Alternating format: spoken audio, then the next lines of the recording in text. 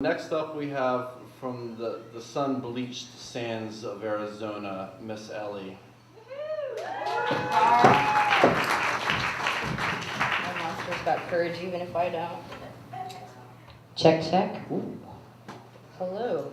So I used to be a social worker, and I used to work with this guy named Dino, and we're riding in the car, and we're quiet, and we're going down the road, and I'm driving, and he's sitting there, and all of a sudden he turns to me and he goes, "I talked to God today."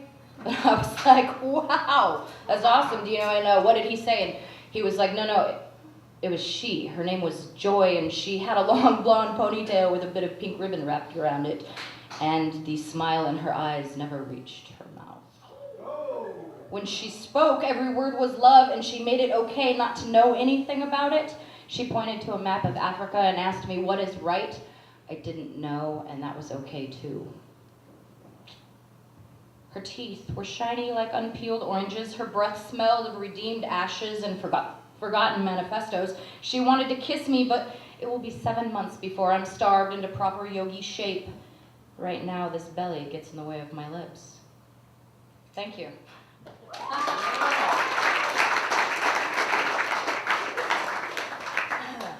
Funny that we should get a microphone. This is called the motherfucking microcosmic revolution of the minority. Give me a goddamn microphone. You know, one of those vintage silver rectangle cool ones like Jeff Buckley had in the Lighter Notes of Grace.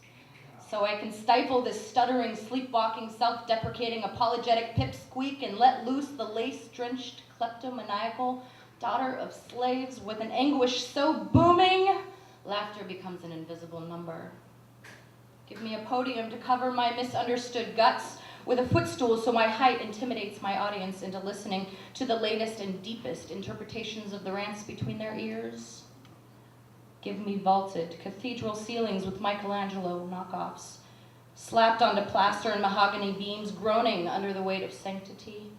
Give me the power to blind my icons, lightning bolts to sear my neighbor's conscience, fear that I can dole out to cousins in gaily wrapped packages on holidays. Give me liquid sustenance, because trust only keeps me full until 10 in the morning. Woo! Thank you. Roar! All right, I didn't know if I was going to try to read this one because I tried reading it in the car and I burst into tears, but this is for Billy and here goes. When the desert groaned, legs splayed wide enough to push a city through, when she birthed a populace of rain-dancing transients, when the well dried up and the words, bitter as wormwood, spilled out over bridges and freeways, immobilizing a nation stuck on fast forward for only a few moments, but long enough for some of us to remember how to draw an honest breath. I was there. I was there when she called and her fingers were too indecisive to break the needles or take out the trash, when the cotton balls were soaked in nail polish remover and tossed into her fireplace, when she claimed that all the lighters had left the building. My bag coughed up some matches, and between her excuses and my fury, we set her last option ablaze. When we sifted weeping through those ashes in search of a direction, a windmill, or at least a question needing an answer, I was there. And I was there when the last soldier shrugged and another battle was squelched by indifference, when another was beginning because someone forgot to check the headlines that day, when who did what with whom became more significant queries than what the fuck or why. When the monarch's stilted journeys only spat them back to a flattened and sadder version of home, when they hovered with patient faith, waiting for the June bugs, the roly-polies, the earthworms, and the honeybeans to honeybeans? Who says honeybeans?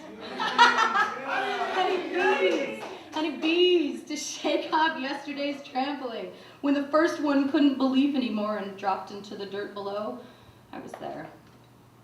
And I was there when he looked into his future and saw the stars burning out one by one, when the universe went dark and even the wishes of the gods froze in mid-realization, when there wasn't a crumb left in his hourglass, only a photo of a painting of hope giving way to desperation, when these disparate platelets and white cells coagulated and the family thicker than blood burst from bony corners and lonely closets, terrified and uncertain, but together, when we clung to each other's hands, when no one knew what to name this sort of grief, when all was lost in a bonfire of tulips, ink, and tufts of yellow yarn, I was there. Thanks.